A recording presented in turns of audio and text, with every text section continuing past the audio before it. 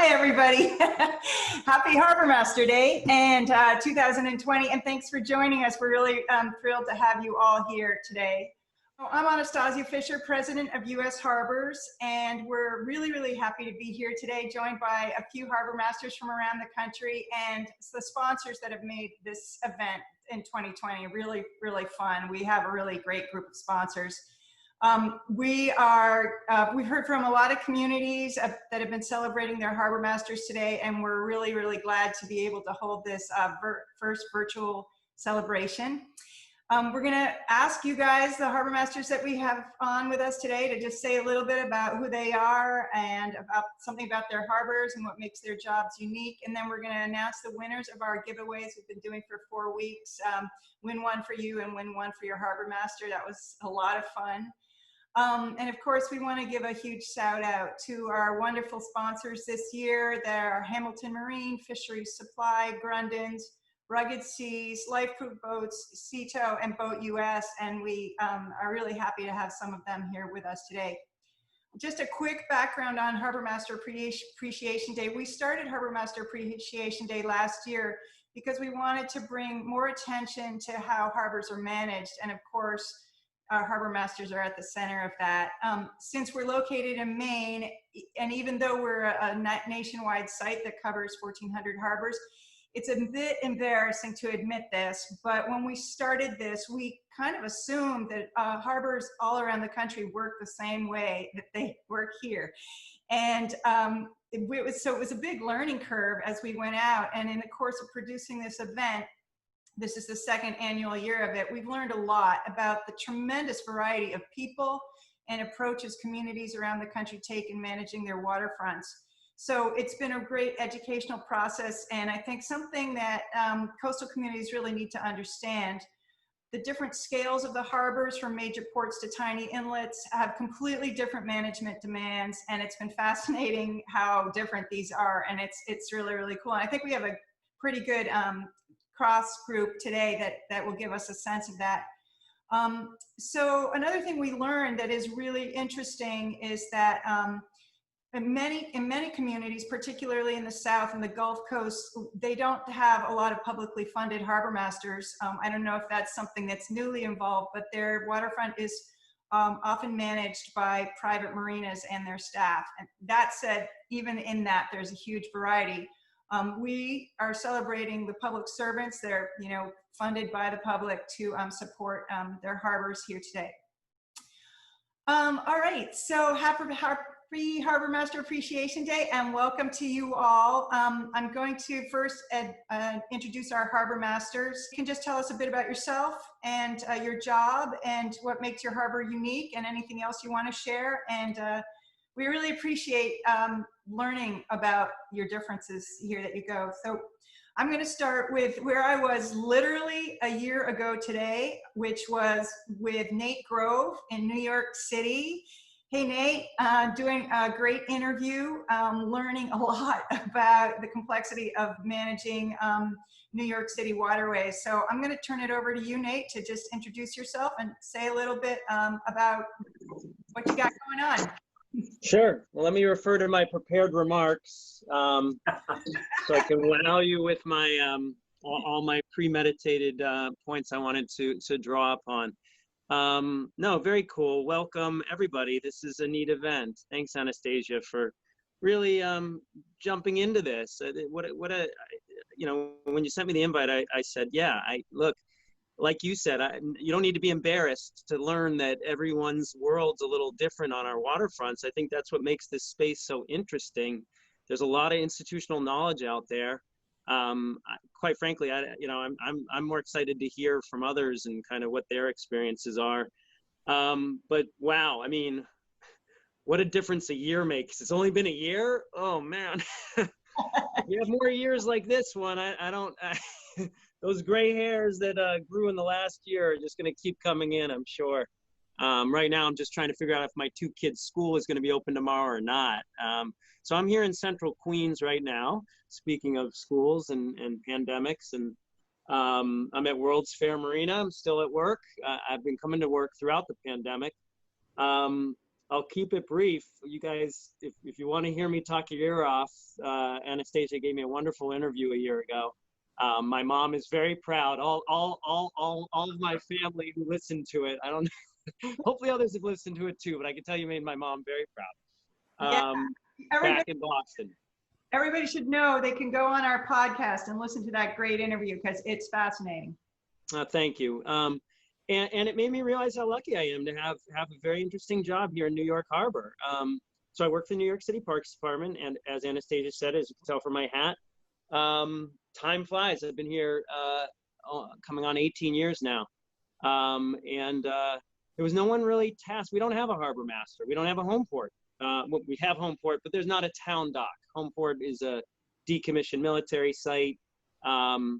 It's New York City. It's a bunch of different bureaus and agencies, and Coast Guard doesn't play as much of a role as you might imagine here. Of course, they're active, but we've got NYPD Harbor Patrol, FDNY Marine Unit, and that's really, I think, what I bore out in my interview. There's no one person tasked with this. It's too dynamic a harbor. You've got all the aggregate, all the commercial shipping that comes through here, of course. That said, my role is also a very critical role in making sure that our waterfronts remain open and accessible to recreational boating, human-powered boating. That's been the biggest increase, I think, tenfold during my tenure here. The number of human-powered kayakers, stand-up paddle boards. Again, it's hard to sum it all up. We've got about 15 marinas citywide located on New York City parkland. New York City Parks is the largest property owner of our shorelines. We have 160 miles of shoreline that is New York City Parks. It's a diverse portfolio. We've got hardened bulkheads, we've got beaches, we've got natural shorelines. A lot of my work is on the capital front of how are we keeping these 80-year-old structures viable. These things were built back in the 30s and 40s, Robert Moses, and now I'm trying to rebuild them using federal dollars from Hurricane Sandy, FEMA, our own bonding capability within the city with capital bonds, and then expense dollars, which is my bread and butter in operating these marinas day in and day out. So it's a neat job. I wouldn't wish it on my worst enemy, but I also couldn't imagine doing anything else here for the city of New York. I feel very fortunate. No one was really assigned to Parks portfolio citywide until I came in. And that's what's kept me here for 18 years, basically in the same job. I'll leave it at that. But thanks again for all of you. I really want to hear from everybody. So I don't want to keep blabbing, because I want to hear what else people are doing and where you're calling in from. So thank you. That's great. Thank you so much. It's really I encourage everybody to take a listen to that podcast, because it was a really, really interesting interview that we had, and it was super fun. Hey, Captain Jim Suber, over there from Jacksonville, Florida. Glad to see you join us. Would you like to tell us a couple things about what your year has been like and what your job is like down there in Jacksonville? Well, thanks for having me. First of all, thanks for the invite. I'm really excited about having the opportunity to join a distinguished group like this to kind of learn a little bit of what other people do in the world. Here in Jacksonville, we're in the north end of Florida. We have palm trees, but we have pine trees too. We're kind of multi opportunity community. We've got our crown jewel is the St. Johns River. That's a heritage river, and my job mostly is on the recreational side, but we are a major port that is in the current status now of being dredged to be able to take on the Chinese community vessels that are going to be coming in, the bigger and deeper draft vessels. So our recreational people have been having to work with gigantic dredge operations in our river and keeping everybody from hitting those in the middle of the night and stuff has been a challenge, keeping them educated as to where they are. But the pandemic situation here has been boating has been on steroids. The only thing we could do for a while in Florida, the governor kept the boat ramps open in most of the state. But in Jacksonville, we kept them open all the time. We never did close our boat ramps. We never denied access to our kayak facilities. We did have to close 3 facilities, but that was because of the upland parts of the area that was a little bit of a challenge. So just to keep things safe for everybody, they shut those down. But we've had a very good summer of boating. It first started out, there was a restriction. We had to have 50 feet apart and no more than 10 people on boats, and 50 feet apart in a boat. That's kind of not a big deal to most boaters, but here in Jacksonville, we have about 3 or 4 different places that like to do raft ups, and there might be 100 boats rafted up together on a weekend, just hanging out and doing nothing but just being there. So it's been a little bit of a challenge, but once the mayor and the governor made the rules, about 2 weekends was a challenge getting law enforcement to educate people the right way and everything. They've done a great job. I've been in this operation for 14 years, and before that I did 32 years with the sheriff's office, and the last 7 of those was in charge of the Marine unit. So I can really relate to the job that those guys have to do out there sometimes, but they do a great job here in Jacksonville. We have state agencies as well as the Coast Guard. This is a Coast Guard base location that covers from Savannah all the way down to Canaveral on the east coast of Florida here. So they're very active. So we've got a lot going on here, but it's all enjoyable. We've got about 25 boat ramps, and we've got 2 different marine type facilities, one major marina that's a total 100% transient marina, and then we have a couple of facilities that we allow overnight docking at our facilities that are just places where we get a lot of people on the Great Loop that we call loopers that are coming through, and they enjoy our facilities and stop in for a night or 2 and keep on moving. So we're on the also the Intercoastal Waterway. So we like to refer to that as a super highway of the East Coast, and it gets us a lot of people that just are different types of people coming through. And so, yeah, that's kind of what we do here in Jacksonville. That's great. It's really, really nice to have someone to, you show up, because we get a lot of New England harbor masters, but we really love to see you guys from other parts of the country. So we really appreciate you coming by. So super. I'm going to now switch it over to hear from Fred Ubina in Huntington Harbor. Fred, I'm trying to unmute you. So you got me? I got you. Yeah. Tell us about your life. Oh, actually, Fred, do you mind? I'm going to let Jeff speak for a little while. Hey, Jeff, sorry. I know you have to run. So give us a few, thanks for joining us, even though you only have a minute. I'm sorry. Yeah. Tell us about what you're doing.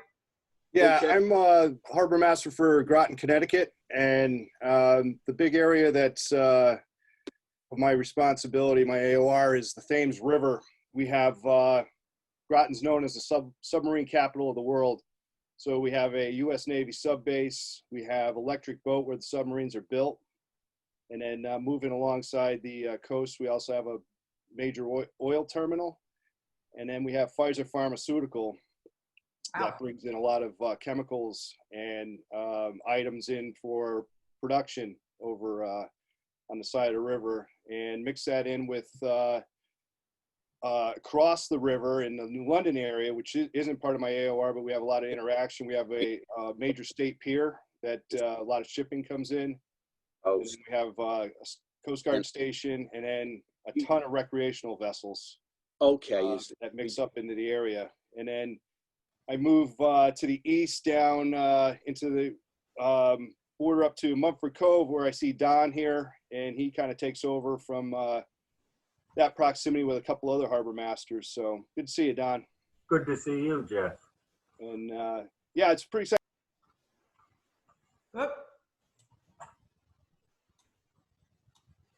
Oh, hold on, Jeff. Hold on. Hello, can you say anything? Can you hear me now? Yep. Yeah, something happened. I'm sorry Okay. about that. No problem. Yeah, I was just saying I have to jump to a Harbor Commission meeting that we have, and I'm an important figure in that with trying to guide the commission and making some regulatory, well, not regulatory, but they review permits and processes. And we have a lot of construction going on at Electric Boat right now because of the new Columbia class submarine that's being built. So pretty interesting stuff going on. And thanks for this event. It's really nice to be recognized. Our state is, we do a lot here in the state, but we're not really supported or recognized. And it's good to be involved with everybody. So, Yeah, great. Thank you very much. It's great to have you. all right. You take care. Have a good Happy Harbormaster Day. Okay. Thank you. Bye-bye. Bye. All right. Now, Fred, let's get back to you, and let's hear more from you. Okay, Sorry about that. Sorry. that's okay. You can hear me. Yep. Okay, yeah, my name's Fred Uvina. I'm the senior harbormaster for the town of Huntington. We cover 66 miles of shorefront. We are marine law enforcement. I have 21 paid constables that are under me. Half are full-time, the other half are seasonal. And we basically run the harbors in the marine law enforcement end, but we also monitor 3 marinas, a launch operation with about 150 launch people. We also have over close to 2,800 boats, moorings. We do all the channel markers, and we also do upland spills. We are the hazmat team for our township, and we're just busy people. And we had a major year this year, especially with COVID. It started off pretty rough, but it turned out to be wonderful.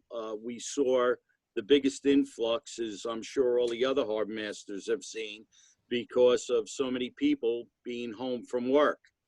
Our biggest nemesis this year were kayaks and paddle boaters.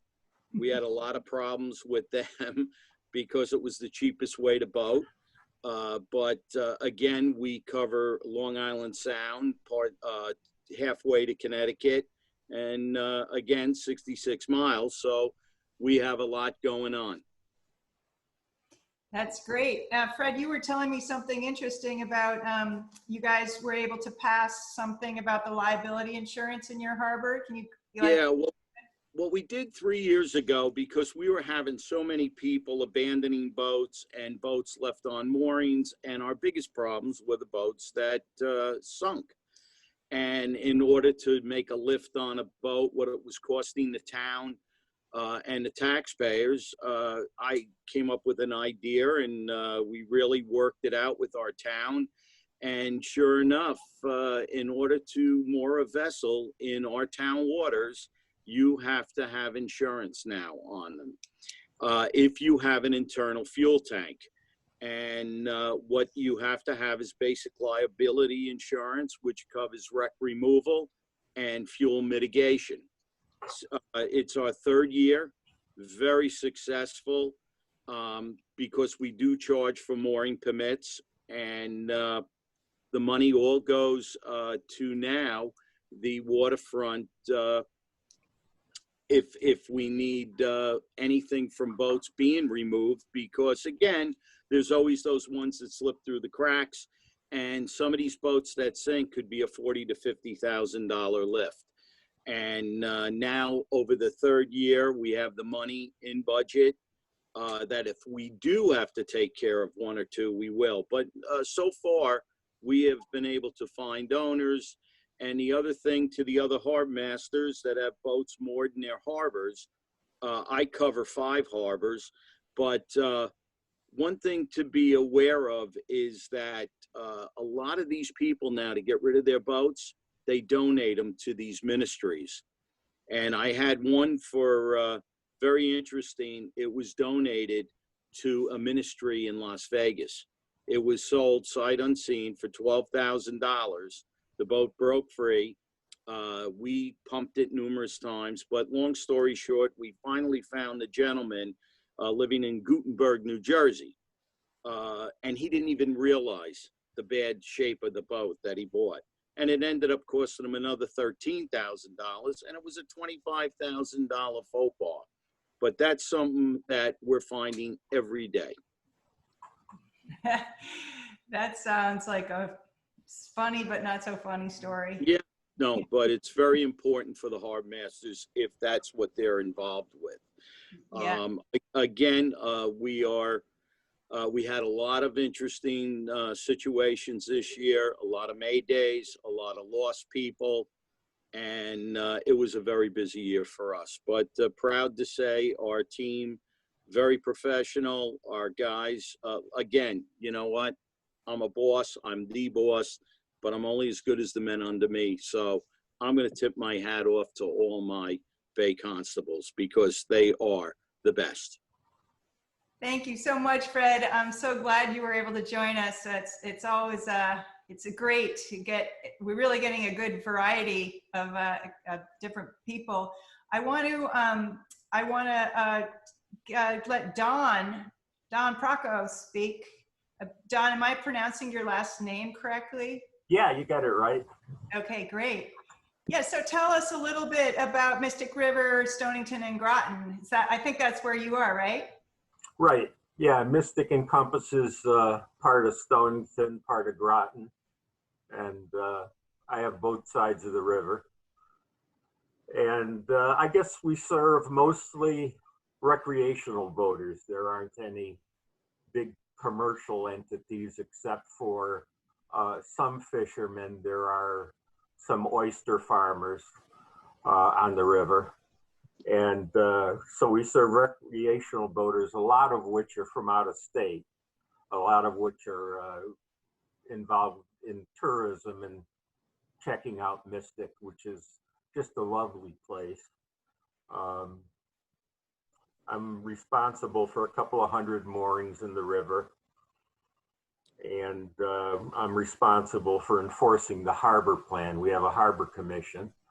And when I retired from being a shop teacher for 35 years, I volunteered to go on the harbor commission because one of the things that they do is review dock plans and drawings and things like that. So I had a little bit of experience from work, and I was able to contribute to that. And then the harbor, it kind of got boring, and the harbor master retired, and he passed the torch to me. So I've been doing that for about 5 or 6 years now, and it's nonstop.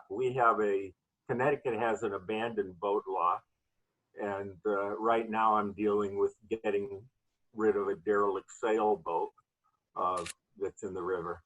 So there's just a lot to do year round, and I enjoy it very much. Well, that's great, and thank you for joining us. So we've met quite a few harbor masters who are doing the job as, sort of a retirement job, which has been really interesting. And we got a story about one of our communities submitted one of a man who's been a harbor master, an unpaid harbor master, in one of our northern Maine harbors for something like 40 years, and it's his sort of side job. So it's really, you all are such a great group of people, so committed to making all of this work for all the rest of us, which we really appreciate. All right, now we've got to go to the whole other side of the world, all the way up to Juneau, Alaska, and hear from Matt Creswell. Hey, Matt, how's it going? Hey, good afternoon. Great to be on here, and I had put this on my calendar and nearly forgot about it. And we're in the middle of our Alaska Association of Harbor Masters and Port Administrators virtual conference for this year. We were supposed to all be flying out to Nome last week for our in-person conference, but due to the current state of the world, travel was not really recommended to Nome, Alaska, for us all together in the same place. But just a real quick rundown. We're in Juneau, Alaska, it's the capital of Alaska. If you didn't know that, we're not connected to any road system, which is kind of unique to be the capital of a state. And the only way you can get here is by a boat or by a plane. It's really neat. It's a great place to be. We're a municipal harbor system run as two separate enterprise organizations. We don't receive tax money for operating expenses. We operate as a business. We have our dock side and our harbor side. Our dock side consists of 2,000-foot floating cruise ship berths and a lightering facility. And we've got a couple privately owned cruise ship berths here in town. And our harbors, we have about 1,250 slips spread out around 4 harbors. We run, we're 70 miles from end to end, from north end of town to the south end of town. So we're pretty well spread out, and we've got a really diverse community of what our user groups are. This year's hit us really hard. We went from expecting nearly 1.4 million cruise ship passengers to show up in a 5-month period to 0. So, I remember back in March and April, we were saying, oh, we're delayed for 2 weeks. Then we delay it for another 2 weeks. And, pretty soon it became really apparent that it was going to be 0 real fast. But we've weathered that. We've used the opportunities to bring most of our seasonal staff back on. We bring a seasonal staff on of about 25 and have a year-round staff of around 20. And we actually brought most of our folks back and did lots of in-house projects that we normally would have had to contract out. And so it not only helped us and saved us money in the long run, it also provided jobs for people that were going to be unemployed this summer due to COVID and not being able to work. We still don't know what all the long-term impacts are going to be here, but they're going to be huge in our town because I think 23% of the city's income comes from tourism, and that went to 0 this year. So we're all keeping our fingers crossed that we get a season next year for that. On the recreational side of the house, things were very busy, like I've heard several of you talk about. People were home a lot, and boating got really busy starting in, we had a kind of an early spring, so late April. People really started getting out on the water and getting away, and it was a great escape for a lot of folks. But we have the exact same problems up here in Alaska. I'm hearing that you're having on the East Coast. I'm an East Coast guy myself from South Carolina, and I had never really heard much about municipal harbors and city-run harbors until I came to the West Coast and retired from the Coast Guard. And was kind of fell into this job, and it's been a great thing. But we have the same derelict vessel problems. I'm dealing with a 107-foot steel tugboat right now that we're looking at getting rid of and going. We're well over, probably approaching $200,000 already in remediation costs and cleaning costs just to get it ready for in-water disposal. We got some approval to tow it out to 1,300 fathoms and sink it finally from the EPA.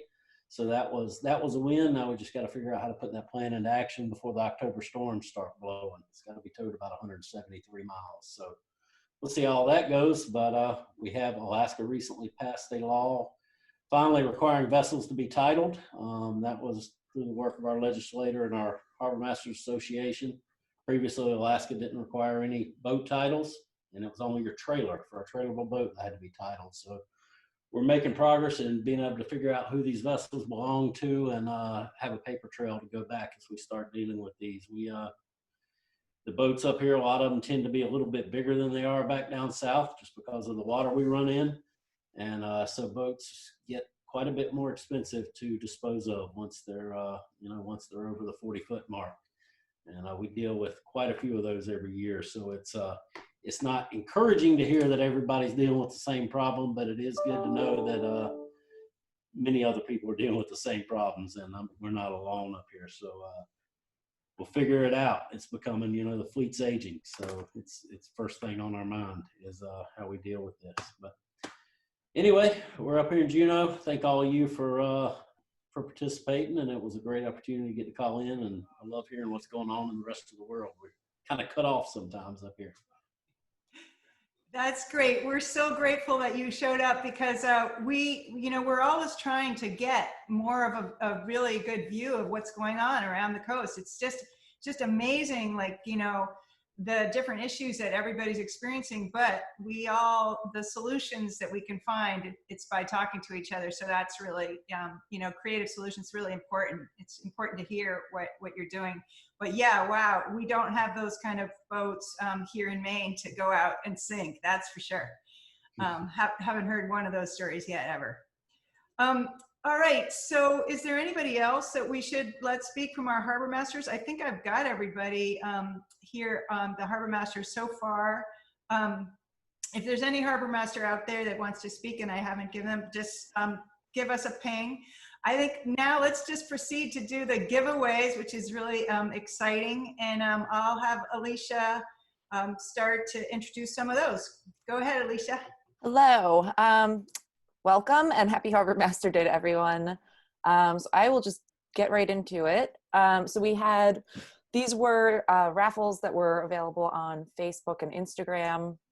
And the premise was someone would write in with our hashtag, nominate a friend, and one of the prizes will go to them and then one will go to their local harbor master. So for the first one, it is 2 U.S. Harbors hats, our lovely baseball hat. The person who won that was on Instagram. She only goes by one name, which is Joan, but her handle and account would be JAMASCOW, so Jamascow. And I'll be reaching out to all of these people after the event as well. Then the next week we had from Hamilton Marine, 2 lovely inflatable PFDs that people were fighting over. The person who won those it was on Facebook, and it is Noah Toomey. He actually nominated his local harbor master, Michael Bierce from Scituate, Massachusetts. And Michael Bierce also has he is also recognized as the harbor master who was mentioned the most throughout our contest. So Michael apparently knows quite a few people on social media. Then the next prize, 2 Yeti travel mugs that were supplied by Fisheries Supply. The winner of those is going to be Kayla Carrasco, and that was on Facebook. I will reach out to Kayla. She is in LA, and we will be sending one to the LA Harbor Patrol as well. And then the final one that I will be announcing are the beautiful travel bags that were provided by Grundon's. And the winner of those is going to be David Dabney. And that was through Instagram, but David entered multiple times on Facebook and Instagram. So thank you, David. And then from there, we had 2 additional, we have 2 additional presenters with us who will also be presenting their prizes. The first person is going to be Taylor Strout from Rugged Seas. Hi, Taylor. And if anyone, I'll leave it to Taylor to sort of introduce your company, which I love, and to also announce the winner of the tote bag. Hey, everybody. First, just want to say thanks for having me and the company on here. And it was really great to hear what everybody's doing and working on around the country. Here in Portland, Maine, you think about what our harbor master does, and that's kind of what we focus on. But to be able to hear from everybody around the country, it's awesome. And I've never been a part of this before, and I think it's a huge important role that we need to recognize. And so it's an honor to be able to participate and give away a bag. The diversity of what you guys are working on in these ports, it's incredible. And the challenges that you guys have, especially with COVID and trying to balance the commercial world with all of the boaters that jumped on the water this summer to escape and get some freedom. So that, first of all, I just wanted to say that. Our company, Rugged Seas, it's kind of new. The basis of what we do is we recycle all old oilskins, bibs from Grundon's and Guy Cotton, and we turn them into a product.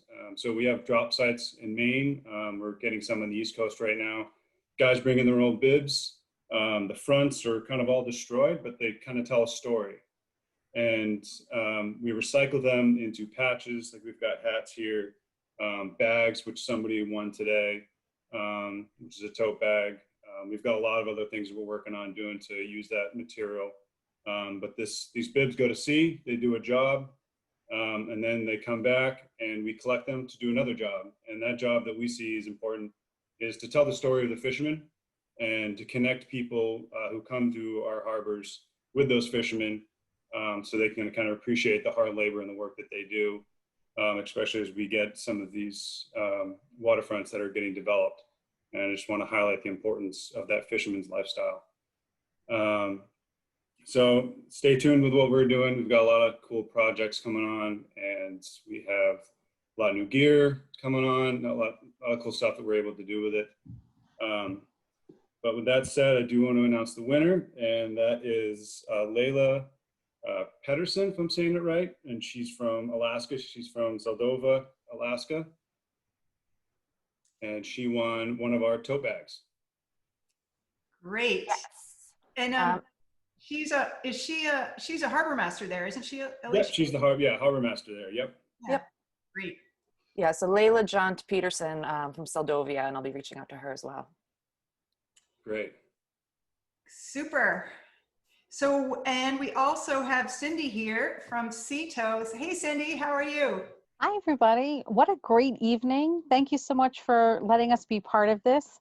I've loved learning so much from West Coast to East Coast, and congratulations on your second annual Harbormaster Appreciation Day. Super exciting. I'm glad everyone is safe and healthy, obviously, in these trying times.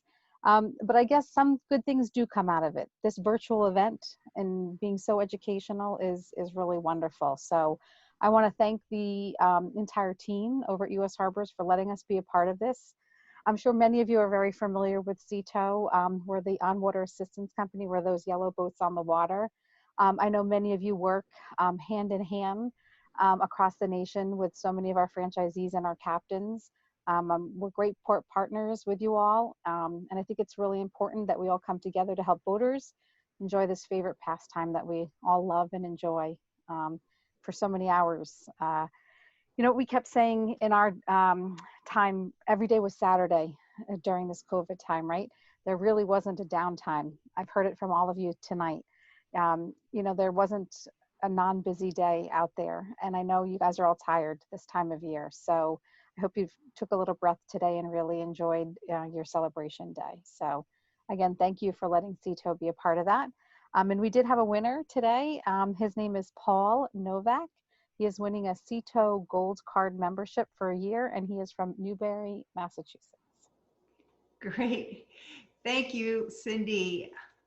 So everybody, I want to also mention two other wonderful supporters that we have. One is Boat US, which has been a great supporter of ours, and we love working with them. They get a lot of information out to boaters about how to stay safe, and you know, they're really just been a great company and a great partner for us at US Harbors. We are really all about partnerships and working with everybody. So whether it's, you know, big companies that are trying to pull things together and to support the boating community, or, you know, local harbor masters, it's like, for us, it's all about bringing everybody together. Also, we had a wonderful support with sponsorship from Lifeproof Boats. It's one of our favorite boats of 2020. They're really, really cool boats. Their company calls them Unsinkable. They're out of Seattle, and their CEO, Micah Bowers, unfortunately had to go out to client meetings this afternoon, so he wasn't able to make it. But I encourage everybody to check out Lifeproof Boats. They're a lot of fun, and on our YouTube channel, we have a profile of one of them, and I've taken some trial rides in them at Miami Boat Show, and I can tell you, whew, it's wild. Those boats are wild. Fun, a lot of fun. Anyway, we hope you have all enjoyed a wonderful Harbormaster Appreciation Day. It's certainly been a lot of fun for us this year. Actually, with being able to do the virtual event and the giveaways, it's really made us much more connected to the community, which has been great. We also try to send out a gift package to all of you Harbormasters, all of the Harbormasters we have addresses for, and we hope that you guys received yours. If you know of a harbor master that didn't get one, please let us know. And we also want to make sure that all of the harbor masters get one of our U.S. Harbors caps. So if you don't have one, or you know a harbor master who needs one, let us know, because we need to get you one. That's, you know, it's like one of our missions is to support our harbor masters. So let us know. So finally, and from all of us to you, harbor masters around our country, we want to thank you sincerely for your service and dedication to making our harbors safe and welcoming and supportive of our coastal communities. And we wish you all a very, very happy Harbor Master Appreciation Day. Thank you.